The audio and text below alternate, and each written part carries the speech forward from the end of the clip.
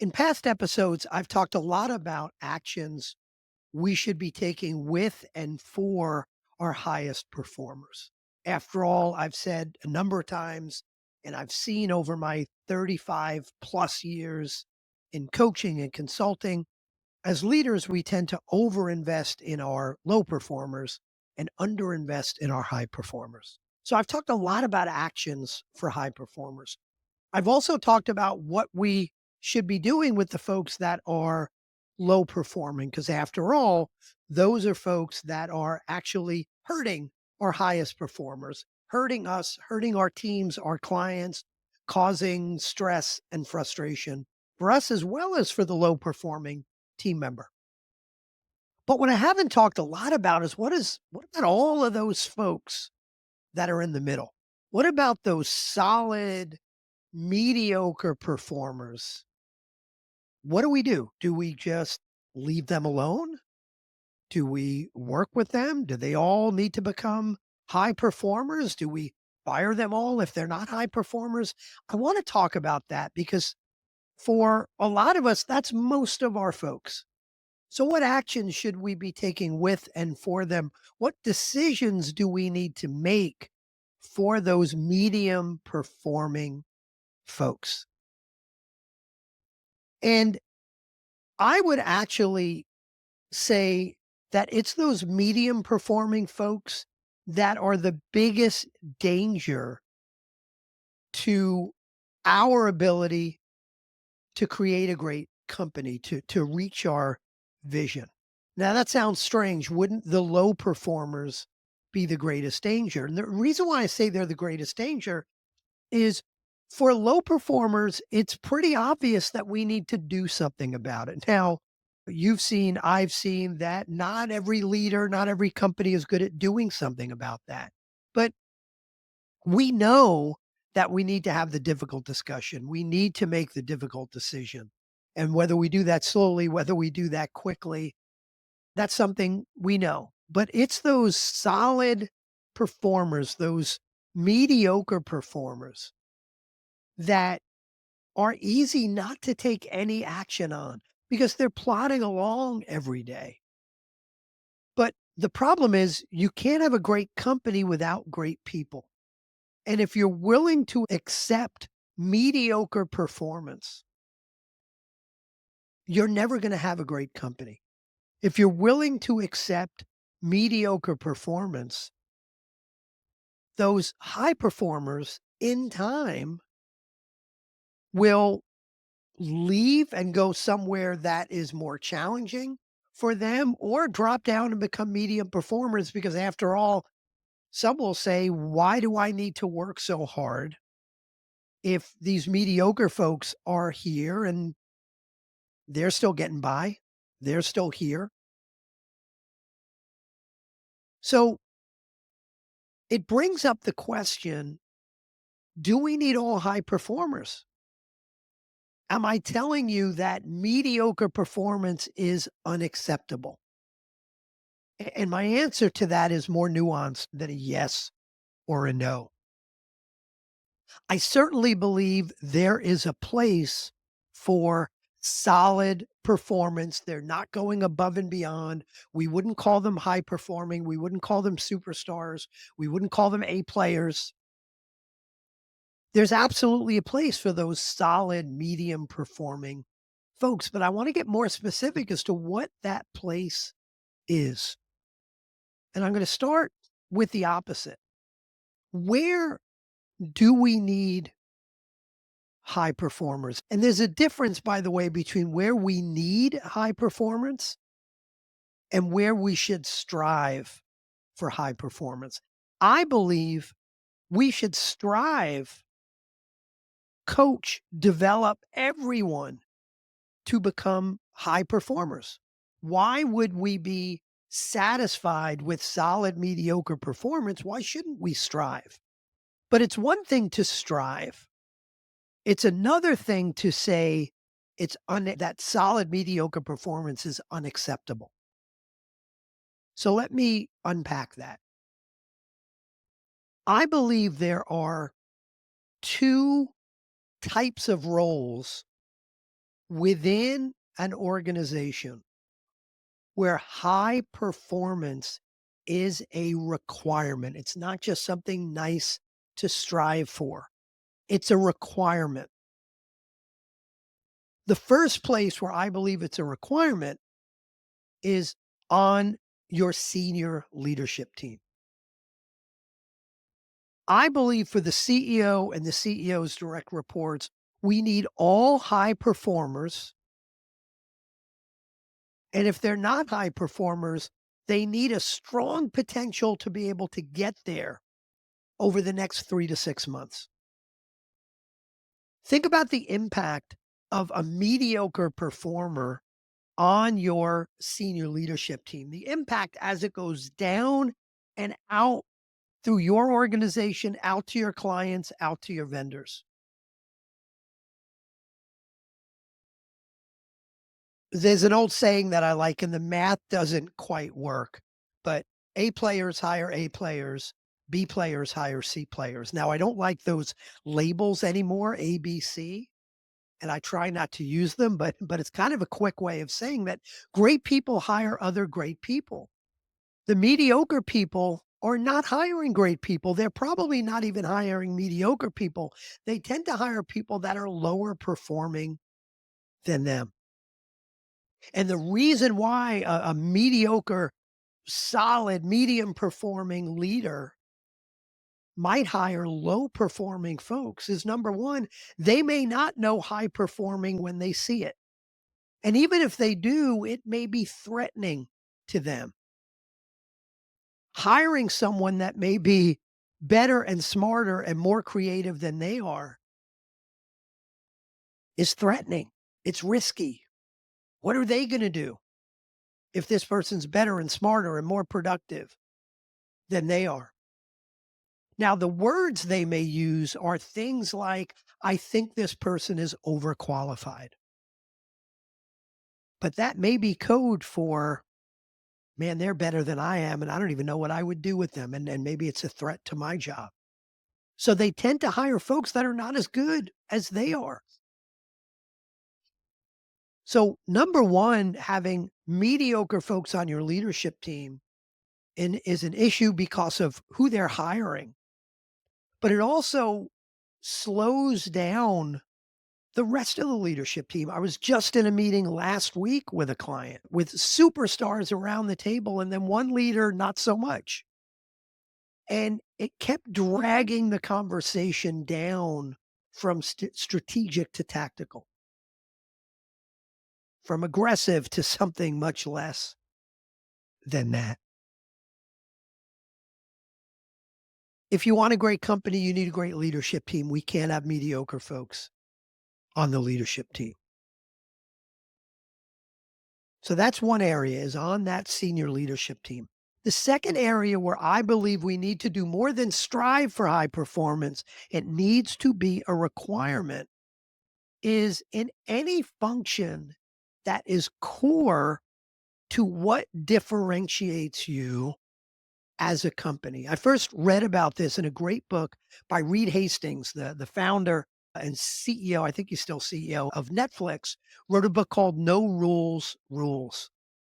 And I love this concept of understanding what differentiates you. For Netflix, it's their ability to select the right content. It's the technology around their algorithms to make recommendations. They can't afford to have mediocre folks in those roles. Think about, for you, what makes your company great. It may not be your accounts receivable or your accounts payable, but what makes your company great? Do you pride yourself on your level of service? And that's what differentiates you. Well, if what differentiates you is your level of service, you can't have mediocre folks that are facing your clients and serving your clients. If that's what differentiates you, how could you be accepting mediocre? If it's your product innovation that differentiates you, You can't have product development folks that are mediocre. If it's your technology that differentiates you, you can't have programmers and engineers and architects that are mediocre. So there's a big difference between striving for high performance and requiring high performance. In those areas, your senior leadership team and those areas that are core to what differentiates you, we need to require high performance. So let's talk about what actions we take to strive for high performance. And by the way, probably makes sense for me to step back and talk about what I mean by performance. Because performance and productivity is not the same thing. I believe there are two axes that make up performance. One of absolutely is productivity, but the second one is culture fit. Productivity is measured typically through the use of key performance indicators, those measures of success that tell us whether we're productive or not. And by the way, working long and hard, working nights, working weekends does not mean you're productive. Someone may be working those kinds of hours because they're not productive. Productivity is about hitting performance goals. It's about achieving results. Then that second axis of culture fit is, are people adding to your culture or subtracting from your culture? Is this person making the team around them better or worse? Are they living and modeling your non-negotiable core values, non-negotiable behaviors every day? So that's what performance means. And when I talk about medium performance, those are folks that are not low performing. They're not terribly low in productivity. They're not blatantly and repeatedly violating a whole bunch of core values every day. Those are our low performers. Medium performers are those folks that are a little lower than you'd like them to be in productivity. There are one or more KPIs, key performance indicators, where they're missing. They're also occasionally having trouble with a core value or two. So, what do we do about those folks? Well, there are a number of actions that we can take. And the first action I want to talk about is actually an action that I recommend for all team members. If you have direct reports, this would be for all of your direct reports. In order to work through the actions that I'm about to take you through, and there are really four different actions we could be taking for our medium performance folks. But before that, the one thing you should be doing with all your direct reports is having effective weekly one-on-one meetings. I remember hearing a an interview with Marcus Buckingham, who wrote a great book called Nine Lies About Work. Years ago, he wrote a book called First Break All the Rules. That's just an amazing book. And he said, he asked the question, we're asking him, how many people should be reporting to one person? There's all this debate about flat organizations or more hierarchical organizations. Should people have no more than six people reporting to them? Can people have 15 people reporting to them? And he said, how many of your direct reports, how many people can you have productive, effective, weekly one-on-one meetings with?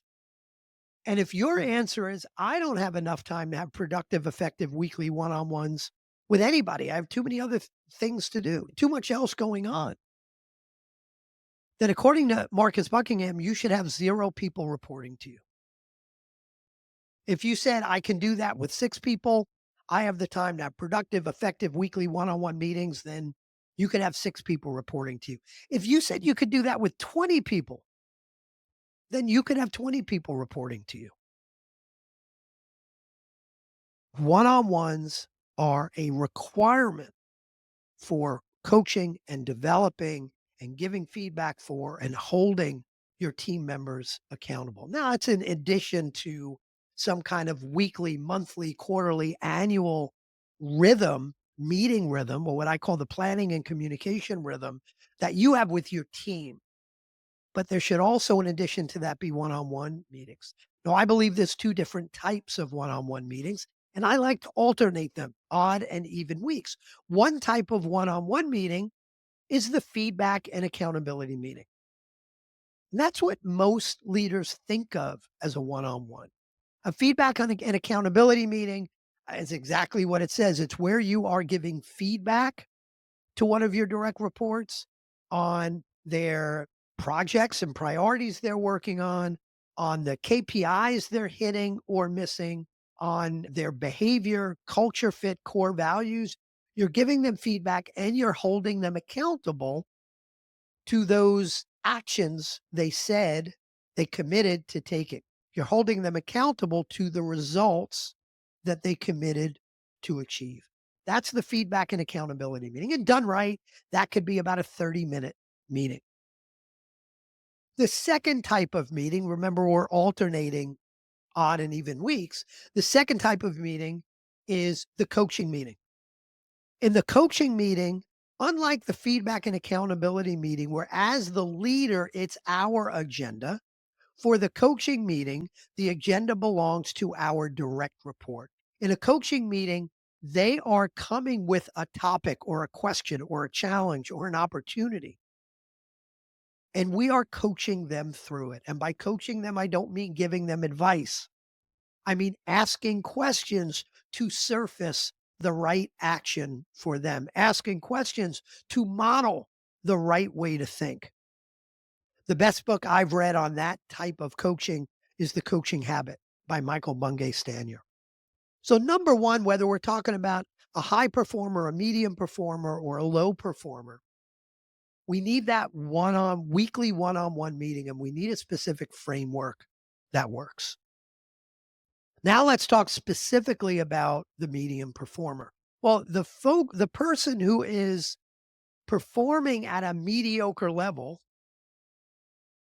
is performing there instead of at a high level because either there's some aspect of productivity that they need to improve upon, and or there's some aspect of culture fit that they need to work on. There's no other reason they'd be performing at a medium level. So those are the first two actions. Number one, what could you do to help them improve their productivity? If they're a salesperson and they're not closing enough deals, what could you do to help them with the attitude, with the process? What could you do to help them close more deals? So you're going to work with them on productivity, number one, if that's where they're low, if that's what's causing them to be a mediocre performer. And then number two type of action is if they're lower than you'd like them to be on culture fit, work with them on the level of collaboration they are exhibiting with their team members, with their with the level of respect and empathy they're having. I mean, I don't think of your core values if you have core values. Think about if you don't have core values, think about those characteristics that would make the people around them better and work with them on those specific characteristics. You can't just say, I'm going to work with them on culture fit. What specific aspect of culture fit? Is it their coachability? Is it the level of empathy and respect they're showing others? Is it about collaboration? Is it about, I don't know, the effort they're putting in, dotting all the I's and crossing the T's, whatever it is. So, number one, work with them on productivity, whatever aspect of productivity they need help on. Number two, work with them to help them improve their level of culture fit. Those are the first two.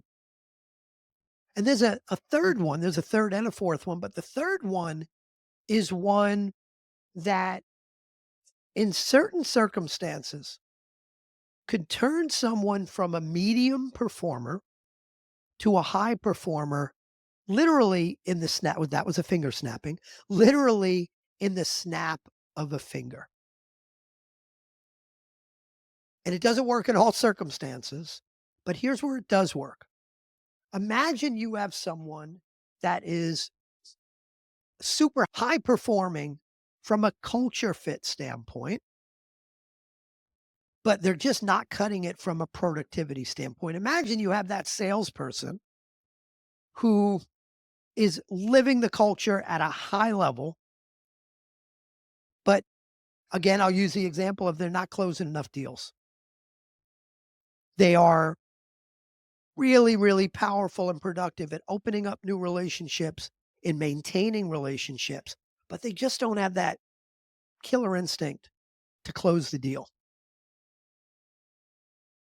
Well, what if you could change their role to better leverage their strengths? What if you could make that weakness around closing deals disappear and only focus on their ability to initiate new relationships, build and maintain and strengthen those relationships? What if there was an account manager position that was all about relationships and not about closing new deals? What if there was a business development function that was about them building new relationships with strategic alliance partners? But again, it wasn't about closing the deal. Those opportunities may not be there. You're not going to make up a role just to turn someone into a high performer. But if those roles exist, or if you could build those roles and it would be important, super helpful for your organization, then if you change their roles to leverage their strengths, they will go from medium performing to high performing overnight. So to summarize so far, everybody should get the one-on-one meeting framework, but then the 3 actions we talked about so far to help coach this mediocre performer up to high performing is help them improve productivity and or help them improve culture fit. That's number 2. Number 3 is change their role. Those are 3 ways to move someone up from mediocre performing to high performing. But then we've got option number 4. If we can't coach them up, if we've tried to coach them up, if they are on the senior leadership team, if they are playing a role in a core function that differentiates us, where mediocre performance is not acceptable, where high performance is a requirement, after we've tried to coach them up, if that's not working, we need to coach them out. And here is the danger of that solid mediocre performer is if they're on the senior leadership team, if they are in a core function that differentiates us, we tend to just leave them be because we're not used to coaching medium performers out of our organization. We only do that for the low performers. It's a crazy tough decision to do that for a medium performing individual. But if we want a great company, we need a great team, and mediocre performance on the senior leadership team in a core function that differentiates us is not going to get us to great. Now, if they are not on the senior leadership team, if they are not in a core function that differentiates them, it's acceptable. It's okay to have a solid mediocre performer in a role like that. We're still going to strive as we always should. We should still strive to help them improve their performance.